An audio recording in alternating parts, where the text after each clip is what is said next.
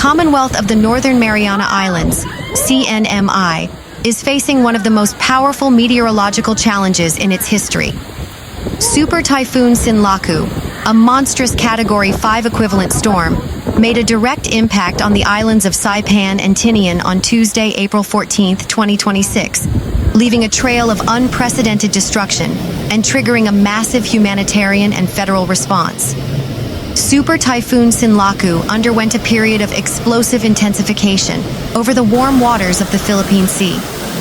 Within 24 hours, the storm jumped from a disorganized tropical depression to a catastrophic super typhoon.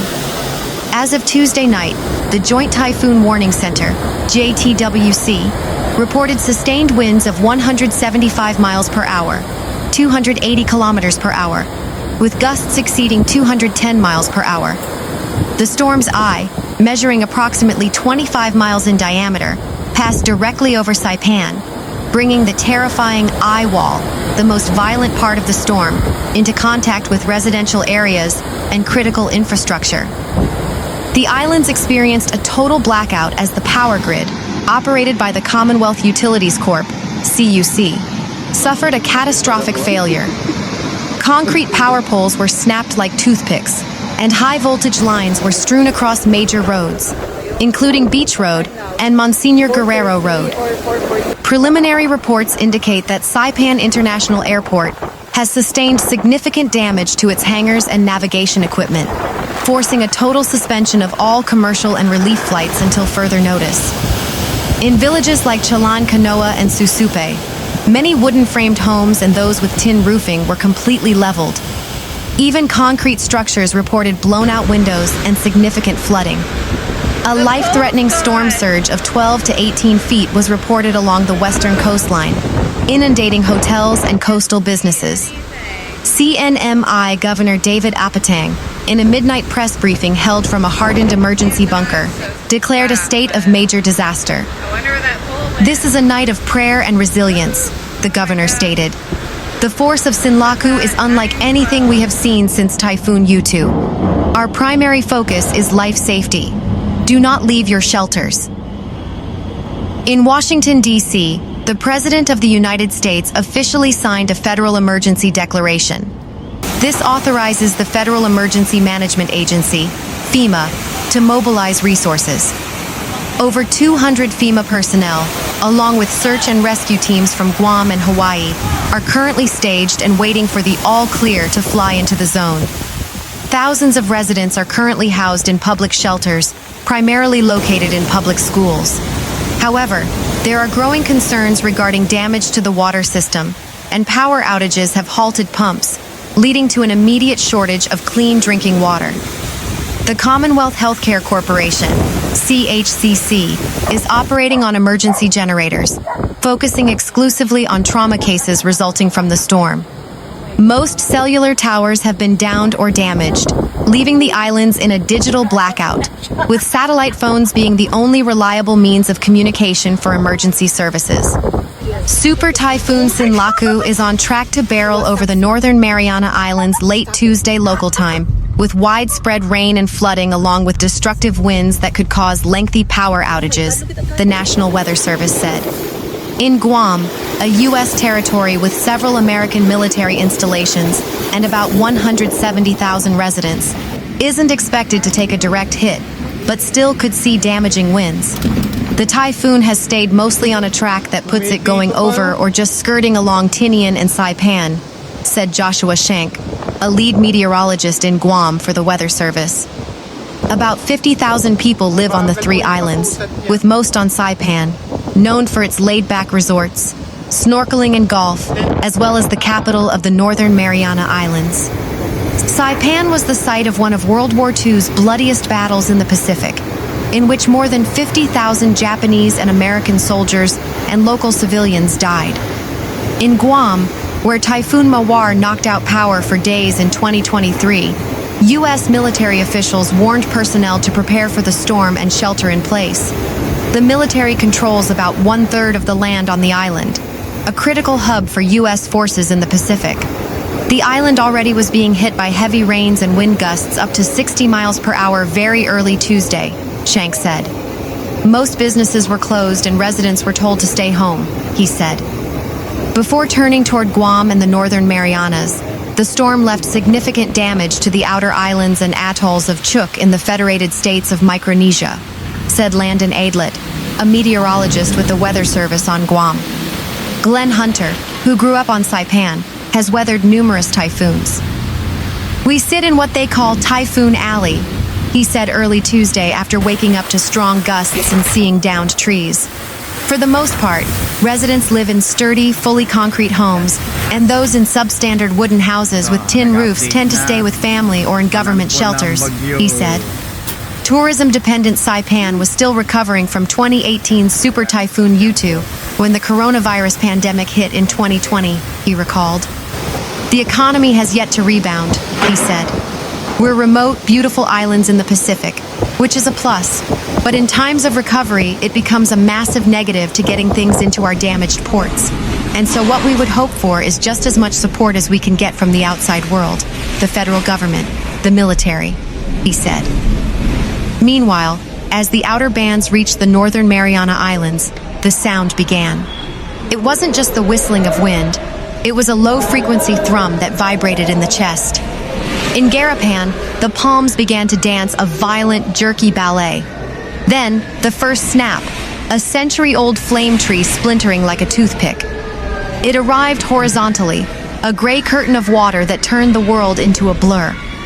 Visibility dropped to zero. For the residents huddled in concrete bunkers and reinforced shelters, the world outside simply ceased to exist, replaced by the screaming of the atmosphere. The true terror of Sinlaku wasn't just the wind, but the sea. As the eye wall approached the coast of Saipan and Tinian, the storm surge began. The ocean, heaved upward by the low pressure of the storm's heart, rose like a solid wall. A 6-meter wall of seawater, topped with churning debris, slammed into the coastline. It ignored the beaches and the seawalls. It surged into the first floors of hotels, dragged cars into the depths, and reclaimed the land with a deafening roar. In the darkness of the afternoon, the salt spray mixed with the rain, coating everything in a stinging gray brine. By 4 p.m., the center of Sinlaku passed directly between Saipan and Tinian. This was the eye wall, the most violent part of the storm. Here, the wind reached its peak, a terrifying shriek that sounded like 1,000 jet engines. Tin roofs were peeled back like sardine cans, flying through the air as lethal shrapnel. Power lines snapped, dancing on the flooded streets with blue electric sparks before the entire grid surrendered to the dark. A coastal flood warning remains in effect until 5 a.m. ChST Thursday for Guam, Rota, Tinian, and Saipan, while a high surf warning remains in effect until 1800 ChST Thursday. Breaking waves are forecast to reach 6 to 9 meters, 20 to 30 feet, at Tinian and Saipan, with significant coastal flooding of 1.5 to 2.4 meters, 5 to 8 feet, likely. NWS meteorologists warned wave and wind-driven surf could locally push water 3 to 4. 5 meters, 10 to 15 feet, above normal water levels along windward shores. The warning said numerous roads could be closed, and low-lying homes, businesses, and some critical infrastructure could be inundated. Shoreline erosion and dangerous surf conditions were expected across north, east, west, and south-facing reefs and shorelines. Heavy rain and flash flooding are expected across the Marianas through Wednesday, April 15th, with rainfall totals of 380 to 635 millimeters, 15 to 25 inches, possible near Sinlaku's center. Tinian and Saipan are expected to receive the heaviest rain, while Rota could see 250 to 510 millimeters, 10 to 20 inches. Guam was forecast to receive 150 to 300 millimeters, 6 to 12 inches, with locally higher totals. A flash flood warning remains in effect there after radar indicated 50 to 100 millimeters, 2 to 4 inches, of rain had already fallen, with rainfall rates of 25 to 50 millimeters, 1 to 2 inches, per hour, and an additional 50 to 100 millimeters, 2 to 4 inches, possible. Flooding of roads, streams, urban areas, and low-lying locations is possible in multiple villages, including Dededo, Tamuning, Yigo, and Mangilao. Tropical storm force winds were already affecting Guam and were forecast to continue into Wednesday night because of Sinlaku's large wind field.